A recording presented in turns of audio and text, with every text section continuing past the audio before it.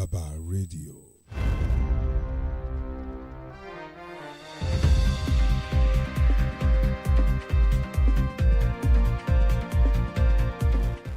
Top of the morning to you. You're listening to Flow FM 92.7. We're live from Ilorin, Kwara State, Nigeria. I want to say thank you. If you listen via terrestrial radio, you joined us on 92.7 megahertz, or maybe you joined us live on our website, www.flowfm927.com, or you listen via the Radio Garden. Thank you very much this time.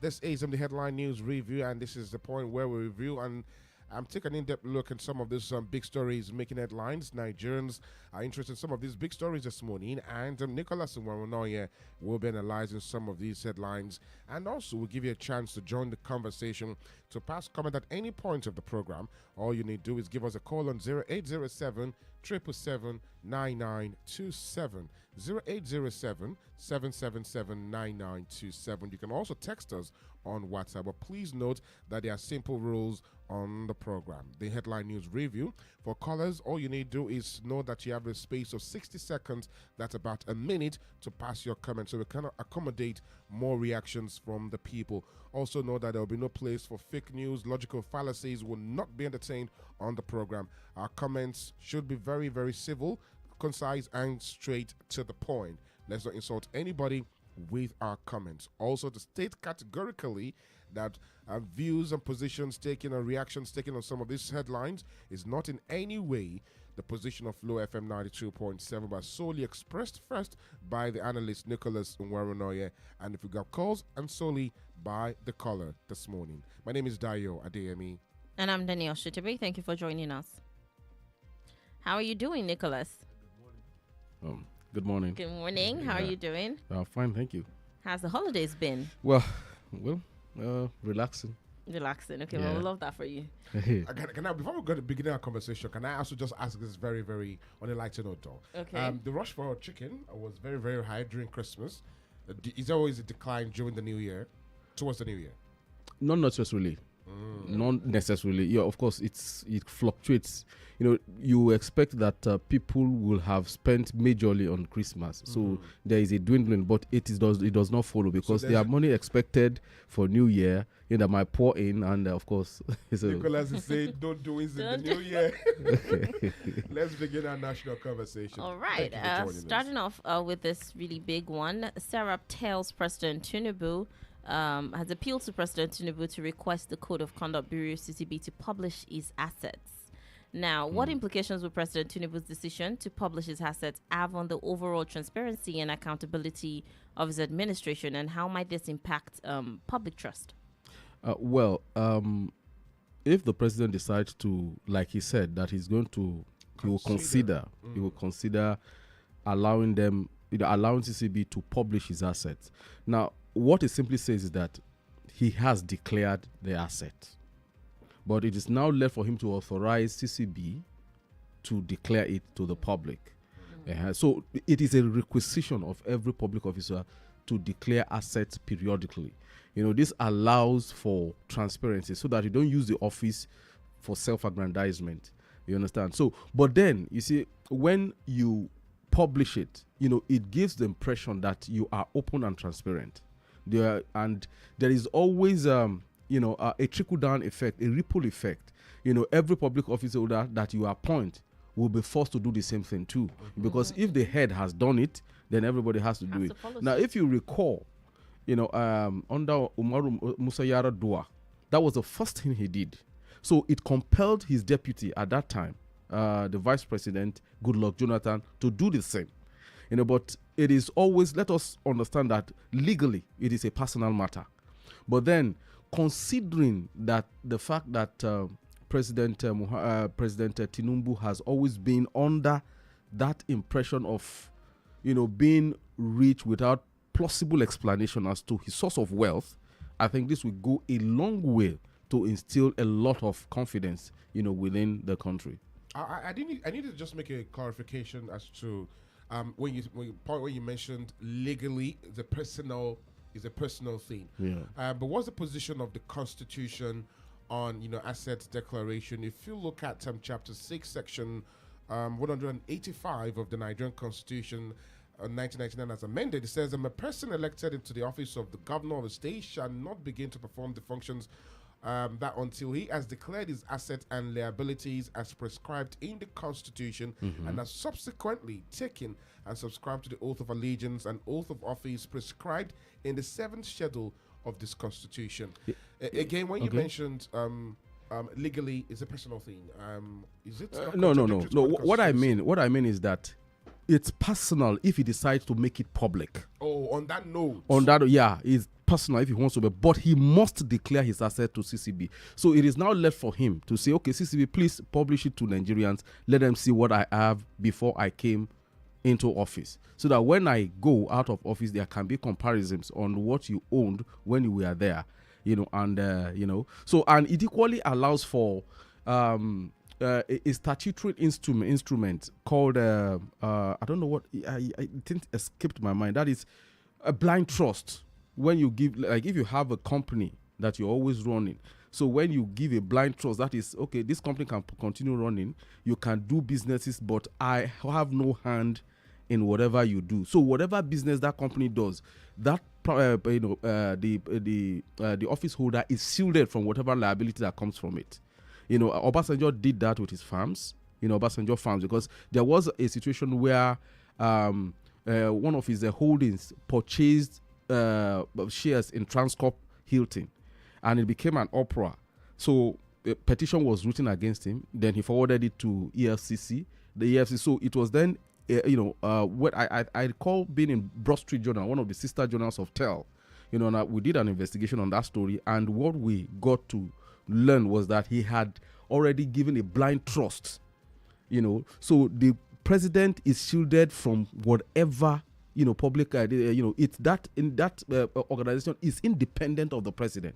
So when you have declared assets, all those things further allows you to, show your transparency into the public. So that is it. So legally, when you come on board as a public officer, you are required to declare your asset. There is what's the name of that form that you fill that shows every single one of your assets that you have as at the time you are, entering the office. So, it is not mandatory for CCB to do that publicly, except by your assent that, okay, you are free to let Nigerians see it. So where does the Code of Conduct Tribunal comes in this instance? That is when you have been found to have breached the requirements of that law. Then that is the tribunal. Now that's the police arm of the CCB that we now call police, and the judicial arm of the CCB that will now take up the case and bring you before. It's like a court. You understand? So it's, I think it's it has the same power as the High Court, as the Federal High Court. Yeah. So that is where you are tried. So it's just like you have SEC and you have the tribunal. What's the name of that tribunal? Where you do so it's like, they are kind of it's a commingling of both executive and judicial arm. So that is the provision of the law. So that is where you are tried. The moment you profane that, that is, if you go against that rule, that is, you've engaged in business that are outside the description of what you have sworn in to do. Of course, you have the case of the former Supreme Court Justice Onogen. Of course, he has been, he has been cleared of the allegation. He was brought before the tribunal. When somehow they obtained what he filled in and they matched it with his current asset and discovered there were discrepancies. So he was petitioned to the tribunal. So the tribunal summoned him. So that is the workings of both arms, both institutions. Are there any potential risks or challenges associated with publishing assets? Of course, there are, because you see, what is it risk really? I don't want to use the word risk, because you see, if you aspire to be a public officer, it means you are saying that you are above board. You have been able to manage the skeletons in your cupboard in such a manner that it will not spill into the public and embarrass the office. You understand? I'm very conscious of the words I use, because you see, there is nothing like a saint. This is my own way of defining it, that you've been able to manage all those dirty linens very, very well. So in such a manner that is not going to bring the office into ill repute. So you must be very sure of yourself. You must be sure of your record. You must be sure of having done the proper things, before you come on board. So when you now, when you declare your answer, it further cements your integrity. That is it. So I wouldn't put it as if there are risk of, making that declaration. It is a statutory thing. Well, that is to, put your, that is, how am I going to put it? It is statutory to write the form explaining your source of wealth, your income, and the rest of it before you took that office. But as to whether to make it public, it's a private matter. But in terms of, giving credibility, to you, and the office, it is always advisable to do that. Okay. Well, let's move away from that conversation and onto this one, where former Vice President Atiku Abubakar has condemned the military honors accorded to Sheyi Tinubu, son of President Bola Tinubu, describing it as a desecration of Nigeria's long-standing military traditions. And just to add to that, what really former Vice President Atiku Abubakar is talking is as a result of a video showing Sheyi Tinubu receiving a former military parade from a group identified as the Nigeria Cadet Network. You see, I'm aware of a lot of so-called paramilitary, organizations that you have, which exist either to, fulfill one role or the other, and while those things are encouraged, but it's always advisable that they are registered. But there is one point that was with that thing, that organization, that cadet network thing was not registered. And they equally, what the statement said was that they were bearing arms. As far as I'm concerned, that is quite disturbing.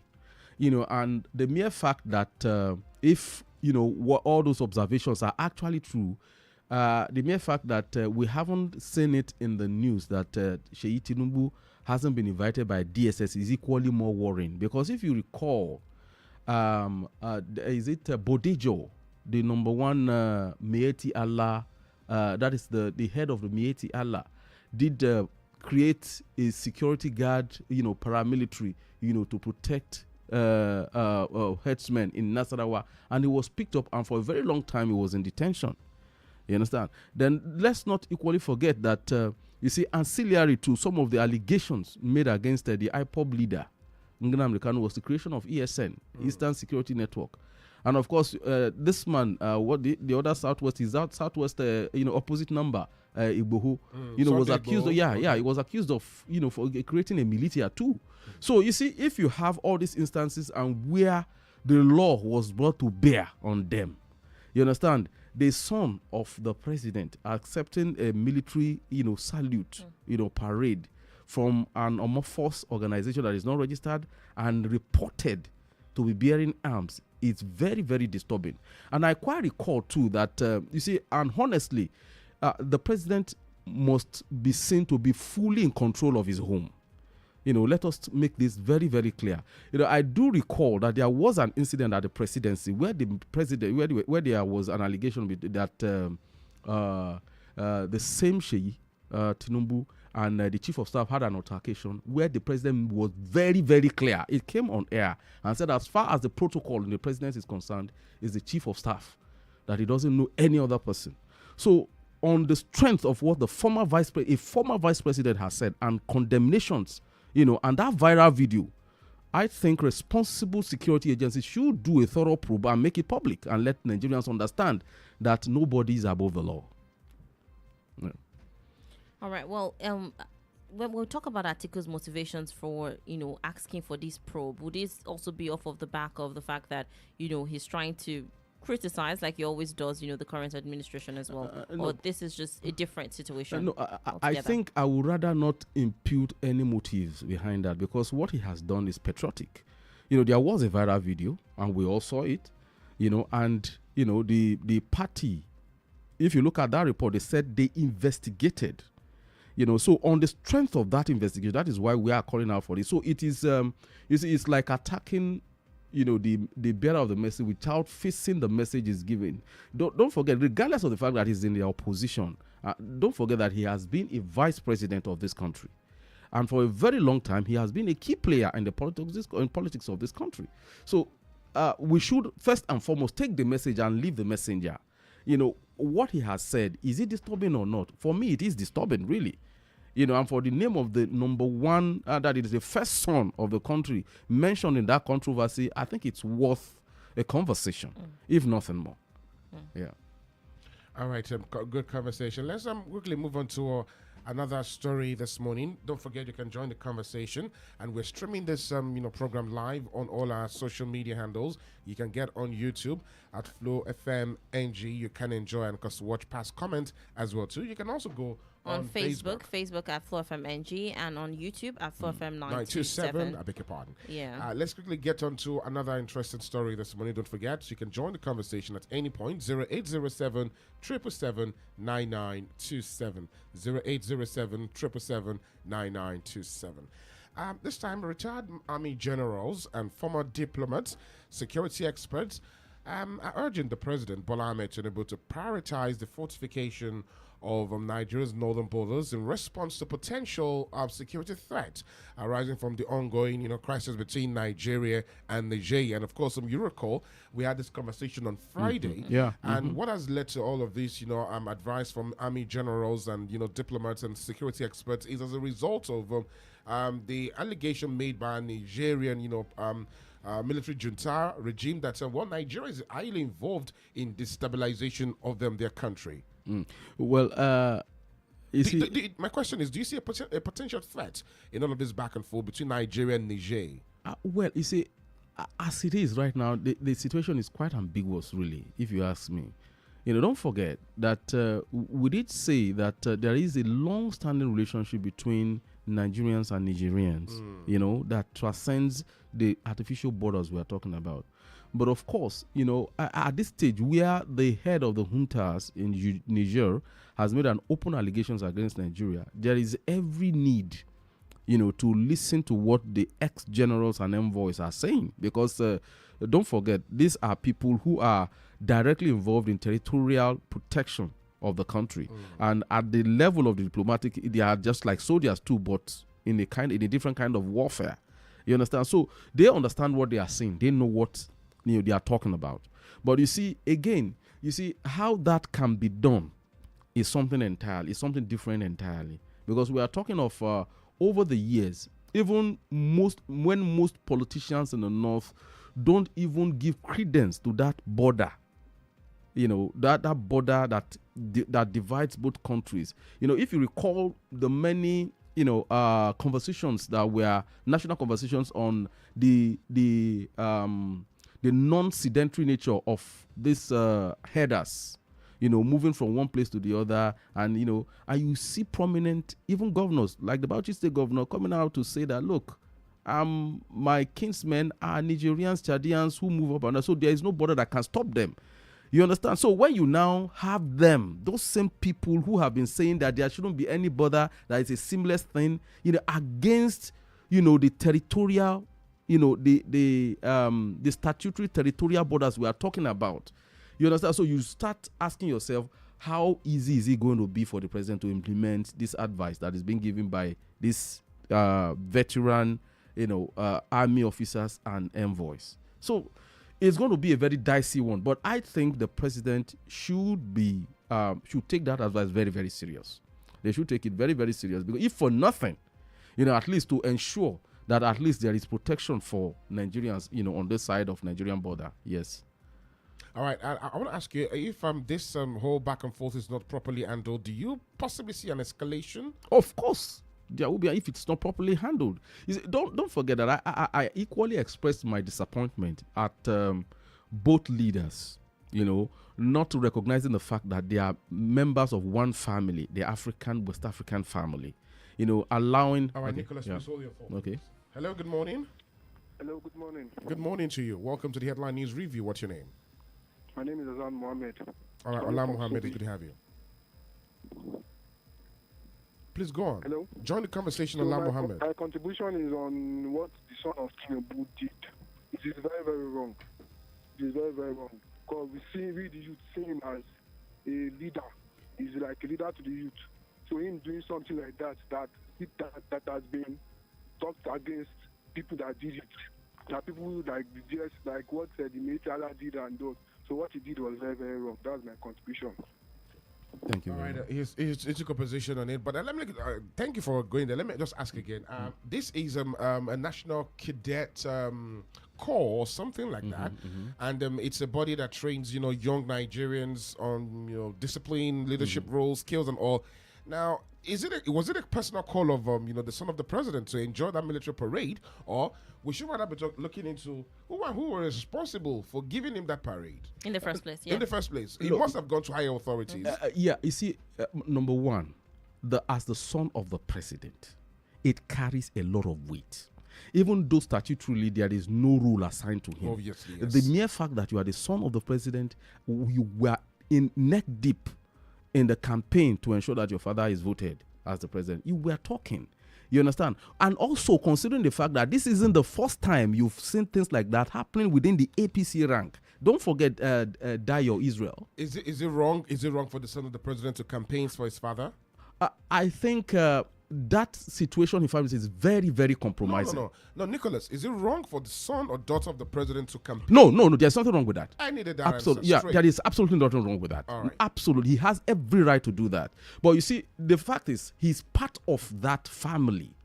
You understand? And you see, every other sons in Nigeria should copy the first son. You see, he's like a role model.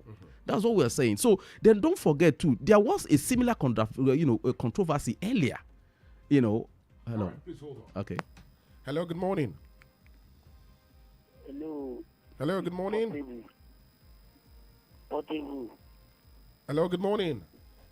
This is the headline news review, please. Let's go on, Nicholas. Don't forget Dayo Israel, like I was saying, Okay. that major campaigner for for the president during the campaign season was equally seen wearing a military regalia, saying he's a part of the Jagaban army. You understand? It raised a lot of hoopla then, and laws were cited that appears to have contravened what he has done on social media.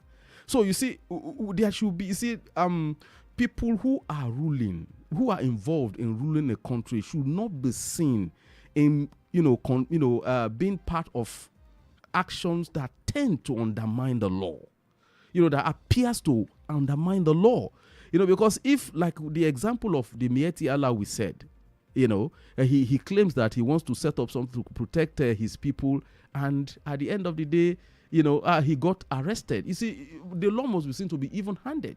So he shouldn't be seen to be doing that kind of a thing. That is the problem. All right, there's a lot of conversation on it, but let's quickly move on to contributions that we have on Facebook. Don't forget, you can also text us on WhatsApp, 0807 777 9927. Mike from Marine Road says, my contribution is that what Sheyi Tinubu did, Sheyi Tinubu asked for it. My contribution is, did Sheyi Tinubu ask for it, and that when he was invited, he was given such parade ceremony, he didn't know what they wanted to do. And that's what a lot of Nigerians also view from that. This man didn't ask for anything. He was just invited. He was invited, so it was more or less like a ceremonial honor to him. So will he walk away from that ceremonial honor in the first place? Number one, those people speaking are not spokesmen for the man, so they are not in a position to say exactly. So I would expect Sheyi Tinubu to explain to Nigerians that I didn't know that this is what they were going to do. But in the absence of that, I can't stay here and start speculating for him. What I have said is that, and what a former vice president has picked on, is that body himself, in fact, he owes himself that responsibility of even checking out that body if it was legal or not. Now, what we are saying, what we are hearing from PDP is that they investigated and that thing was not registered. So how does he explain that? All right, that's another one. We'll keep the conversation open anyways. Okay, and we're talking about the conversation with Nigerians. Yeah. And I'd like to ask this: what role would ECOWAS play in mediating this conflict? Well, already as it appears now, Niger, Mali, Burkina Faso have formed their own bloc. So and every attempt of ECOWAS trying to bring them back in is being rebuffed. So, for me, if I were to look at the conciliatory role, I would say that a second option should be that you should look at the second option of saying, okay, we can exist side by side. The sky is large enough for every bird to fly.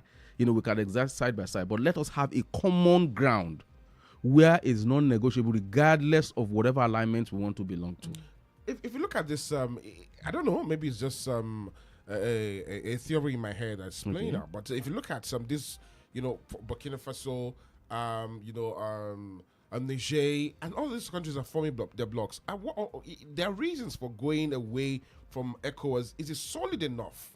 Or again, is as a result of the interference from the colonial masters? Again, if you look at that. You see, colonialism has always been exploitative. Let us get that fact clear. It has always been exploitative, and it's always about the interest of the colonizer. There is nothing altruistic about it. Let us be we have been at the receiving end, and we know what it's like. So the grounds for pulling away from them is legitimate as far as I'm concerned. Now, but we must equally be very careful so that we don't get involved in proxy wars. You understand? You see, the Russia, the West, are always engaged in a proxy war, and a country that made itself, pliable for that kind of is Ukraine, and you see what is happening there. So what we are saying is that, if there is, if any of those Sahelian bloc countries within that Sahelian bloc is made, a fighting ground for both powers, we are going to feel the effect in Nigeria. So at every point in time, regardless of whatever bloc we want to, there must be ground rule, clear understanding that these are things that we don't compromise on, like border security, like security of our people, like the area of economics and things like that. All those things that you can say, okay, yes, as far as it's the African that is involved within this, this thing, we have to be very careful. We don't go beyond, the normal. All right. Oh, well, let's touch on this before we round off on the news analysis this morning. Bayo Onanuga, the advisor on information and strategy for President Bola Tinubu, has accused former Kaduna State Governor Nasir El-Rufai of taking a cheap shot against the presidency concerning the NNPCL recruitment. A cheap shot. Well, the thing is this, political discourses are usually opaque. It's not clear. So Bayo Onanuga has to do what he has to do as a spokesman for the president. I think he cleverly dodged the question as to whether, the president has actually been skewed in his recruitment process. Don't forget that it's a constitutional provision that the appointments made by the president must reflect the federal character. So I would expect that he explain that is in graphically, concisely explain that, look, every Nigerian has been carried along. All right. You understand? So that is what I expect him to say. But that having been said too, like I said, political dialogues are usually opaque. Rufai is coming from the area of having been jilted politically, so maybe have time, because of time, I've just gone deeper into all of this, because there's a lot of conversation about it. Yeah, Nicholas, exactly. Thank you very much for coming on the program this morning. Well, the views expressed by Nicholas is solely aids as expressed, is not in any way the position of Flow FM 92.7 or any of the staff therein. Well, thank you for the contributions on WhatsApp and, of course, the calls that we couldn't connect through Dual, but keep trying, and, of course, join us tomorrow, same time. My name is Adedayo, Adeyemi. And I'm Danielle Shitta-Bey. Thank you for joining us.